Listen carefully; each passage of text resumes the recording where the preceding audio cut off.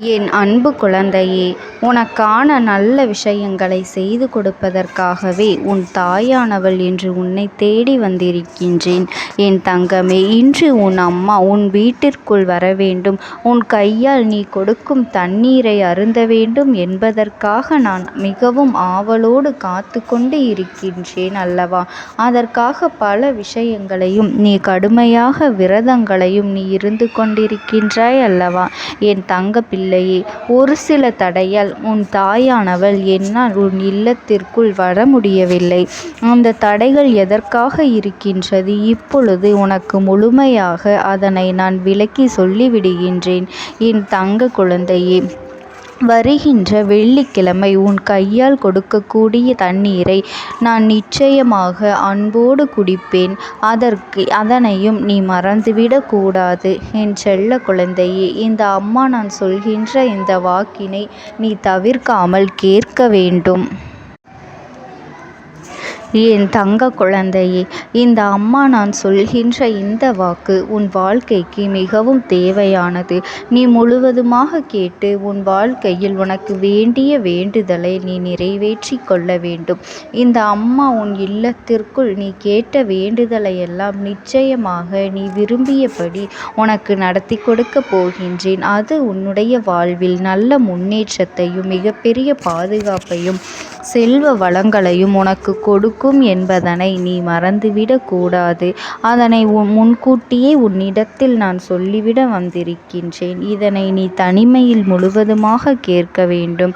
என்னுடைய தங்க பிள்ளை சிலருக்கு அடிப்படை உதவிகளை எல்லாம் செய்து நல்ல பண்புகளோடு தான் இருந்து வருகின்றது. உனக்கு அவசரம் ஆபத்து என்ற சூழ்நிலையில் உனக்கு உதவி செய்ய யாருமே இல்லை என்று உனக்கு ஆறுதலாக ஒரு வார்த்தைகளை பேசவோ உன்னுடைய கஷ்டங்களை கேட்கவோ எவரும் இல்லை என்று நீ வேதனைப்படுகின்றாய் அல்லவா? என் அன்பு பிள்ளையே, உனக்காக இந்த தாயானவள் நான் இருக்கும் பொழுது நீ யாரிடத்திலும் உதவிக்காக கையேந்தி நிற்க வேண்டிய அவசியமில்லை. உன்னுடைய கஷ்டங்களை பகிர்ந்து கொள்வதற்காகவே என்னுடைய காதுகள் என்றும் உனக்காக காத்து கொண்டு இருக்கின்றது.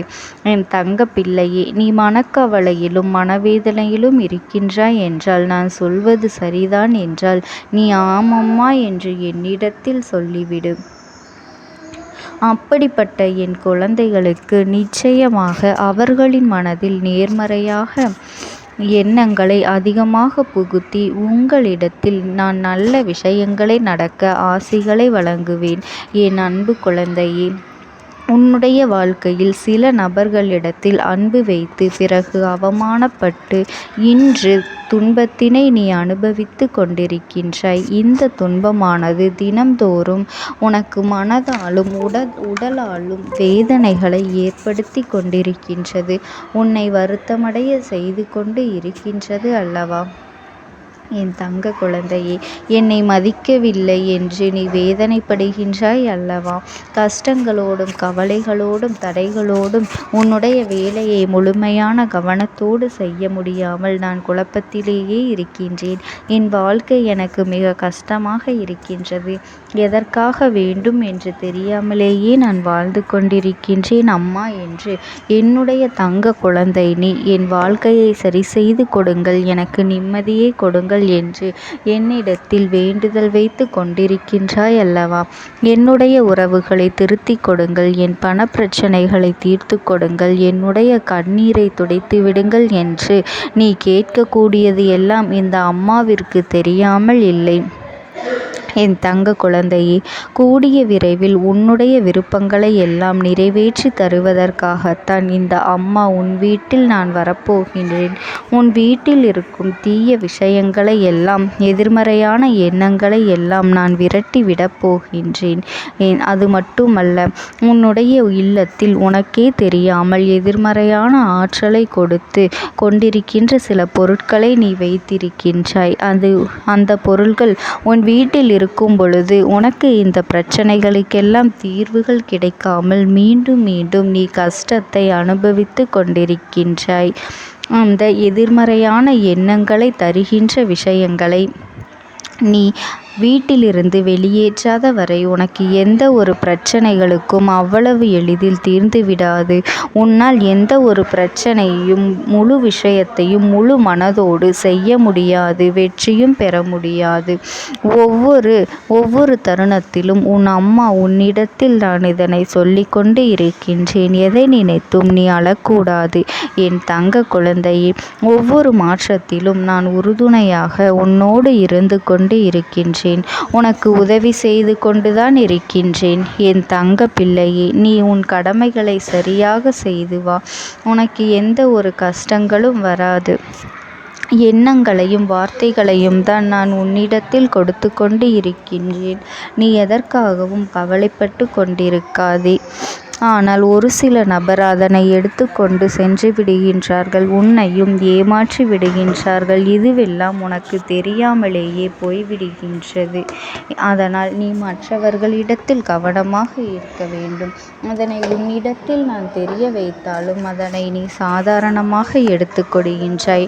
நீ வெள்ளந்தியாக அவர்களை நம்பி விடுகின்றாய். இதையெல்லாம் செய்து வருவதனால்தான் உனக்கு இந்த பிரச்சனைகள் வந்து கொண்டு இருக்கின்றது என் தங்கமே. என்னுடைய வார்த்தைகளை நீ மதிக்கவில்லை என்றால் அதன் காரணமாகத்தான் சில பிரச்சனைகளை எல்லாம் தொடர்ந்து நீ சந்தித்து கொண்டே இருக்கின்றாய். இப்பொழுது இந்த அம்மா சொல்லக்கூடிய வார்த்தைகளை இப்பொழுதாவது மதித்து இந்த ஒரு நபரை நீ விரைவில் அடையாளம் கண்டு கொள்ள வேண்டும்.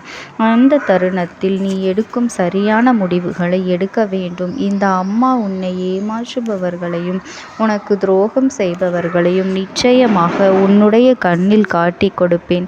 அந்த ஒரு தருணத்தில் அதன் பிறகும் பாசத்திற்கும் உறவுகளுக்கும் நீ ஒரு நாளும் இடம் கொடுத்து விடாதே. அதை நீ கண்டிக்காமல் விட்டுவிடாதே. ஒரு முறை உன்னிடத்தில் துரோகங்களை செய்கின்றார்கள் என்றால் சில நாட்களுக்காவது நீ அவர்களை ஒதுக்கி வைக்க வேண்டும். ஏன் தெரியுமா? அவர்கள் கண்டிப்பாக உன்னுடைய மனதை புரிந்து கொண்டு அவர்களாகவே மாற்றங்களை தன்னிடத்தில் கொண்டு வர வேண்டும் அல்லவா? உன்னுடைய வழியை அவர்களும் உணர்ந்து கொள்ள வேண்டும் அல்லவா? அவர்களாகவே அதையெல்லாம் மாற்றிக்கொள்வதற்கும் திருந்துவதற்கும் நீ வாய்ப்புகளை கொடுத்துதான் ஆக வேண்டும் என் தங்க பிள்ளையே. அதை விட்டு அன்பு பாசம் என உடனுக்குடன் முடிவெடுத்து நீயாக கஷ்டத்தில் மாட்டிக்கொள்ள கூடாது. நீ அன்பிற்காக அனைத்து விஷயத்திலும் இறங்கித்தான் போகின்றாய். ஆனால் அந்த இடத்தில் உன்னுடைய அன்பினை அவர்கள் நன்றாக புரிந்து கொண்டால் பரவாயில்லை. ஆனாலும் அவர்களுடைய சுயநலத்திற்காக மட்டுமே உன்னை பயன்படுத்தி கொள்கின்றார்கள் அல்லவா?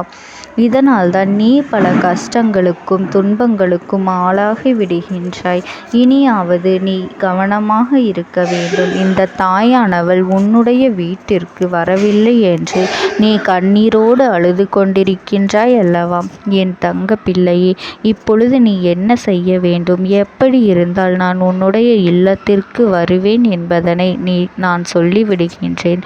உன்னுடைய பூஜை அறையில் நீ என்ன செய்தால் இந்த தாயானவள் நான் வருவேன் என்பதனை நான் தெளிவாக சொல்கின்றேன். அழுகிய மலர்கள், காய்ந்த பூக்கள், தூபம் ஏற்றிய சாம்பல், பிறகு உடைத்த தேங்காய் அழுகிய நிலையில் இருக்கின்றது என்றால் இவற்றையெல்லாம் கண்டிப்பாக நீ தூக்கி எறிந்துவிட வேண்டும். இதையெல்லாம் பூஜை அறையில் நீ வைத்திருக்கும் பொழுது நேர்மறையான ஆற்றல்களை தவிர்த்து எதிர்மறையான ஆற்றல் அது உன் இல்லம் முழுக்க பரவிவிட செய்யும் என்பதனை நீ தெரிந்துவிடக் கூடாது. அது மட்டுமல்ல, உன்னுடைய வீட்டில் எப்பொழுதுமே காற்றோட்டமாகவும் சூரிய வெளிச்சம் உள்ளே வரும்படி இருக்க வேண்டும்.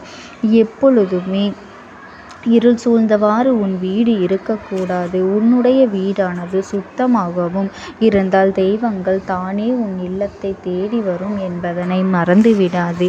நான் சொல்கின்ற விஷயத்தை நீ தெரிந்து கொண்டாய் அல்லவா? உனக்கு எப்பேற்பட்ட கஷ்டமான சூழ்நிலைகள் வந்தாலும் இந்த தாயானவளினுடைய அன்பும் ஆசீர்வாதங்களும் உனக்கு என்றென்றைக்குமே முழுமையாக கிடைத்து கொண்டே இருக்கும். ஓம் சக்தி. ஓம் ஆதிபரா சக்தி.